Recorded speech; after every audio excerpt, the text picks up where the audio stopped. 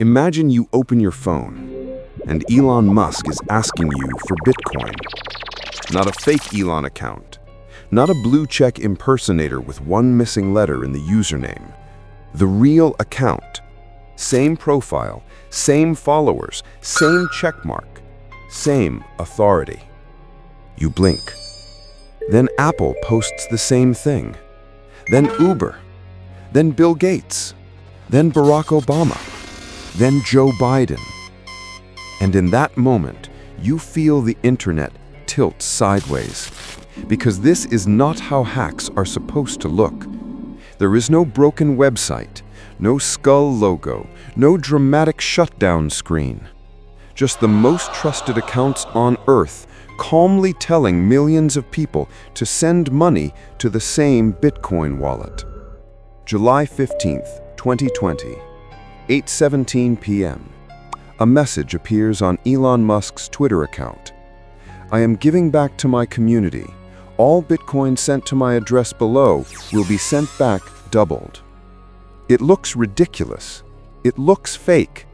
And that's the problem, because it is coming from a place people are trained to trust. The cursor blinks. The tweet goes live, and for a few seconds, the entire world tries to explain it away. Maybe Elon is joking. Maybe it's a stunt. Maybe someone on his team made a mistake. Then Apple posts. Now it is not a joke. Then Bill Gates posts. Now it is not random. Then Obama. Then Biden. Now it is something else entirely. One account is a breach. Two accounts is a pattern. But dozens of high-profile accounts, all posting the same scam, all within the same window? That is not a hacker guessing passwords. That is someone touching the control panel. And for the next 2 hours, the internet does not belong to the people whose names are on the accounts. It belongs to whoever is behind the keyboard. At first, everyone reaches for the easy answer: phishing. Some fake login page, some stolen password, some executive clicked the wrong link because even billionaires get lazy. That explanation feels comfortable. It makes the world feel normal again. But it breaks almost immediately, because phishing can get you one account, maybe two if you were lucky. It does not get you Elon Musk, Apple, Uber, Bill Gates, Obama, Biden, Kanye West, and corporate crypto accounts in the same attack. It does not let you reset emails. It does not let you bypass protections. It does not let you move through verified accounts like they are rooms in the same building. So the question changes. It is no longer who got hacked. It becomes who had the key. And that question is much worse, because a normal hacker attacks the wall. This attacker was already past the wall. Somewhere inside Twitter, there was a tool most users were never supposed to see. Not a public login page, not a password reset form, a support tool. The kind of internal system a company builds because sometimes accounts get locked, users lose access, celebrities need help, advertisers scream, politicians panic, and somebody inside the company needs the power to fix things quickly. That power is useful. That power is dangerous. Because if you can help the rightful owner recover an account, you can also help the wrong person steal it. Think of it like a hotel master key. Every guest has a room key, but the building also has one key that opens almost everything. You do not give that key to guests. You give it to staff. And then you pray the staff never gets tricked. On July 15th, that prayer failed. The attackers did not begin by defeating Twitter's code. They began by defeating Twitter's people. Phone calls, messages, social engineering. The oldest exploit in the world wearing a new hoodie. A person is contacted. A story is told. A request sounds normal enough. A link looks safe enough. A credential is entered. and the machine makes the most dangerous decision any machine can make. It says yes. Access opens. Not all at once. That would be too obvious. First, a small door, then another, then a tool, then a view into accounts that should have been untouchable. And here is the part that makes this attack so uncomfortable. Once the system believed they belonged, it stopped treating them like intruders. That is the flaw. Not bad code, not weak passwords. Trust. The attackers now have a problem most criminals dream of having. They are inside. But being inside is not the same as being invisible. Every click is a footprint. Every reset is a flare. Every famous account they touch increases the chance that someone at Twitter looks up from their screen and realizes the building is on fire. So they move quickly. The first account is not the prize, it is the test. Can they change control? Can they post? Can the account speak? The answer is yes. So they choose bigger names. Not random users, not small accounts. They choose authority.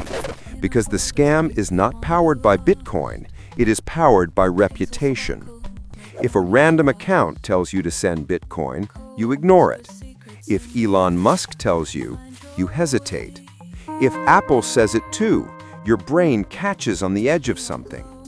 If Obama says it, Biden says it, and Bill Gates says it, the scam stops looking like a scam and starts looking like an event you do not understand yet. That hesitation is where the money lives. For a few minutes, millions of people are watching the same impossible thing happen. The platform is still online. The accounts are still visible. The check marks are still there. But the meaning of the check mark has changed. It no longer says, this person is real. It says, this account used to be real. And that is a terrifying difference.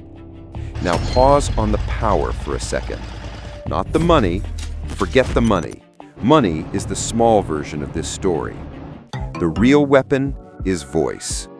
With access like this, they could have posted a fake corporate announcement and moved a stock price. They could have sparked diplomatic confusion. They could have impersonated a political figure during an election year. They could have told millions of people something false, urgent, and believable enough to spread before anyone could stop it. They could have made the internet argue with itself. And that is where this story becomes strange. Because with all of that power sitting in their hands, they do not make some grand ideological statement. They do not expose a secret. They do not crash a market. They do not vanish silently. They ask for Bitcoin, a basic doubling scam, the kind of scam that usually lives under YouTube comments and fake Telegram accounts. Send me money, I will send back double. That is the twist. They reached the control room of the internet and used it like a cheap street hustle. But cheap does not mean ineffective. Money starts moving, small amounts, then more. People send Bitcoin because they are not just reading a message, they are reading a message wearing Elon Musk's face. That is what social platforms sell, whether they admit it or not. Trust at scale. A verified account is not just a username, it is a shortcut in the human brain. It tells you this is the real person. The attackers hijack that shortcut, and for a while, it works. But the moment the Bitcoin starts moving, the attack changes shape. Because Bitcoin is not cash in a duffel bag, it is public. Every transaction becomes a breadcrumb. Every payment into the wallet becomes part of a trail that cannot simply be erased by deleting a tweet. The thing they use to collect money also begins recording the path back to them.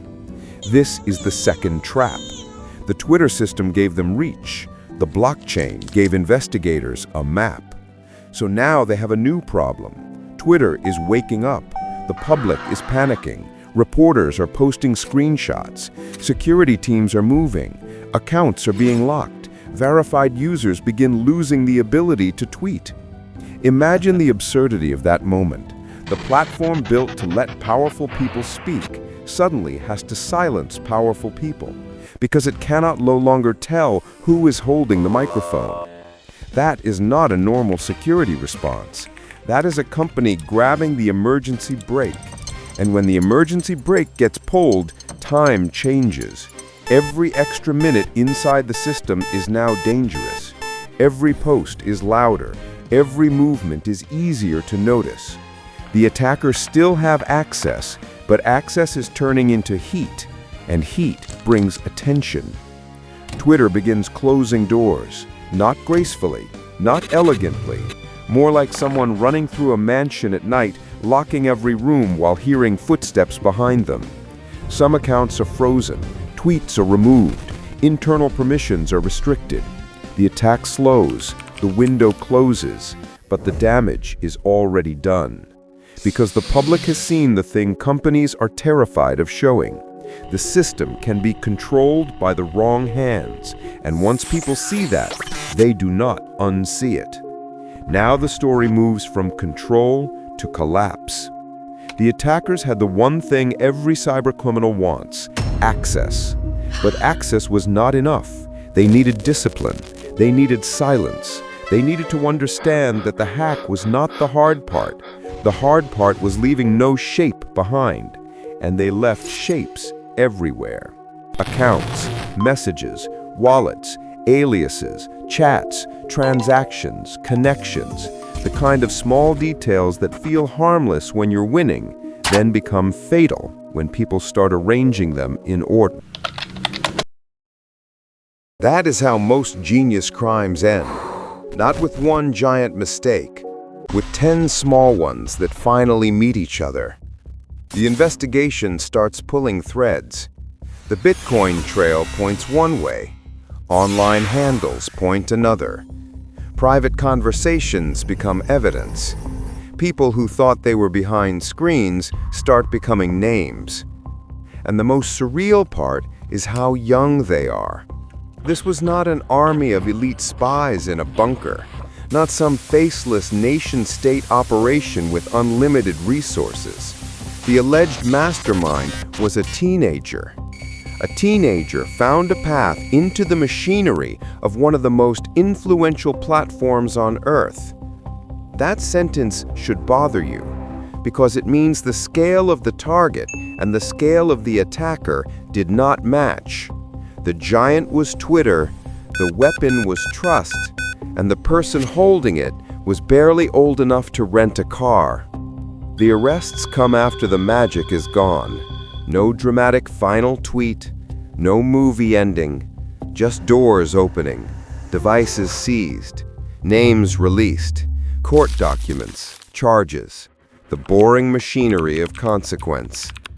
And that is the strange rhythm of cybercrime. The attack feels unreal while it is happening. The collapse feels painfully ordinary. One day the attackers are inside the control panel of the internet. Later, they are just suspects in paperwork. But the lesson is not that crime fails. That is too easy. The real lesson is more uncomfortable. The attackers were caught because they were sloppy after they got power, not because getting power was impossible. That is the part that stays with you. They did not prove Twitter was weak in some simple cartoon way. They proved something worse. They proved that a platform can have security, policies, tools, locks, teams, alerts, and still depend on one fragile assumption: the person using the internal system is supposed to be there. For 2 hours, that assumption collapsed. And when it collapsed, identity collapsed with it. Elon Musk was not Elon Musk. Apple was not Apple. Obama was not Obama. The checkmark was still there, but the trust behind it had been hollowed out. That is why the hack mattered. Not because of the Bitcoin. The Bitcoin was almost embarrassingly small compared to the power they held. It mattered because it revealed how much of the modern internet runs on borrowed certainty. You believe the account is real because the platform says it is. The platform believes the employee is real because the login says they are. The employee believes the request is real because the voice on the phone sounds convincing. A chain of trust. One link breaks, and suddenly millions of people are staring at the same scam, wondering why reality looks slightly wrong. After the hack, Twitter changed procedures. Access was restricted. Internal tools came under scrutiny. The company had to treat its own systems like they were dangerous because they were. That is the legacy. Not the money, not the screenshots, not the jokes about billionaires getting hacked. The legacy is that Twitter was forced to admit the most powerful tool on the platform was not the tweet button, it was the tool behind the tweet button. The one users never see. The one that decides who gets to speak as whom. And that is where the story ends badly, even though the attackers were caught, because every major platform has some version of that tool. Every bank, every exchange, every social network, every company that promises to protect your identity also needs a way to override it when something goes wrong. A reset button, a recovery panel, a support dashboard, a master key. And somewhere, someone is trusted to use it. That is the quiet horror of the Twitter hack. It was not a monster breaking through the wall. It was someone convincing the guard to open the door. For 2 hours, teenagers controlled the internet. Not because they were stronger than the system, because for one night, the system trusted the wrong people. And the scariest part is not that it happened once. The scariest part is that trust is still how the internet works.